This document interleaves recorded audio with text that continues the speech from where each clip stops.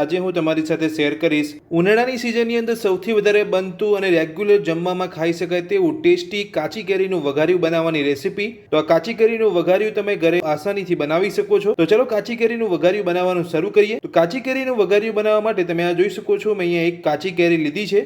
તો સૌથી પહેલા આપણે આ કાચી કેરીને ધોઈને ઉપરની છાલ કાઢી લઈશું। તો મેં અહીંયા કેરીને ધોઈ અને ઉપરની છાલ કાઢી લીધી છે।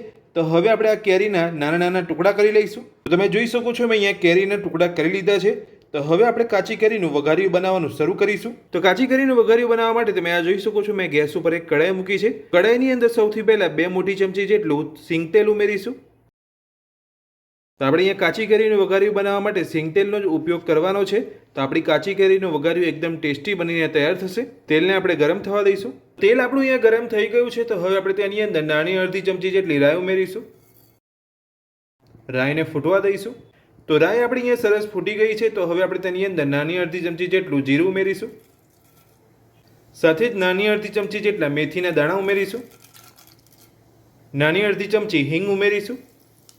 સાથે જ વઘારની અંદર આખા મસાલા ઉમેરીશું। તો આખા મસાલાની અંદર તમે આ જોઈ શકો છો મેં અહીંયા તમાલપત્ર લીધા છે, તજના ટુકડા લીધા છે, લવિંગ લીધા છે અને સાથે જ કાળા મરી લીધા છે।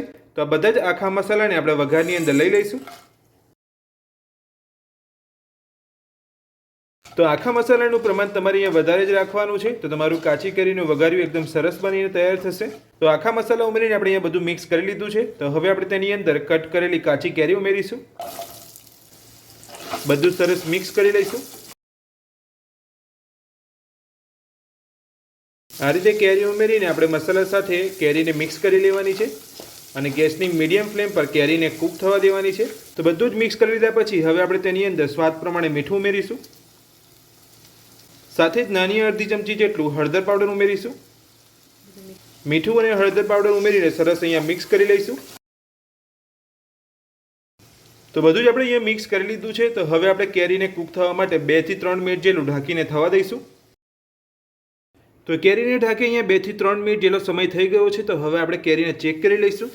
તો કેરીને તમારે અહીંયા વધારે નથી ઢાંકીને રાખવાની, માત્ર 2 થી 3 મિનિટ ઢાંકવાની છે। કેરીને આપણે અહીંયા વધારે કૂક નથી કરવાની। તો હવે આપણે કેરીને ચેક કરી લઈશું।